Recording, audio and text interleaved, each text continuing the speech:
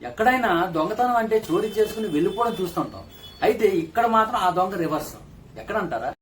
విజయనగరం జిల్లా బొబ్బిలిపట్నం పరిధిలోని గొల్లపల్లి అంబేద్కర్ కాలనీలో మంగళవారం రాత్రి సీర శ్రీనివాసరావు దంపతులు పొలం పనుల నిమిత్తం అలజింగ్ గ్రామం వెళ్లారు. గమనించిన దొంగ తాళం పగలగొట్టి ఇంట్లో చొరబడ్డాడు. 3 రోజులుగా వెండి ఇతర సామాన్లు అమ్ముకుని అదే ఇంట్లో మద్యం తాగి పడుకుంటున్నాడు. స్థానికులు పోలీసులకు సమాచారం ఇచ్చారు. పోలీసులు రంగప్రవేశం చేయడంతో మద్యం మత్తులో ఉన్న దొంగని పట్టుకొని చూడగా మద్యం మత్తులో ఉన్న అతని పరిస్థితి బాగోపోవడంతో అతని ఊరు పిరిడి గ్రామానికి తీసుకుని వెళ్లి విడిచిపెట్టారు.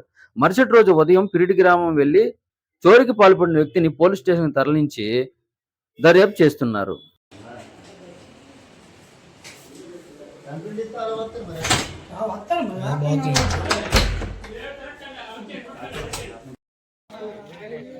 అదండి వాళ్ళకి ఆ ఊరు కుర్రాడు ఎవడో ఉన్నారు కదా ఇక్కడ లెక్కించుకొని తీసుకెళ్ళి మళ్ళీ డ్రాప్ చేసి పడండి ఇక్కడ అదే మాట్లాడుతున్నాను.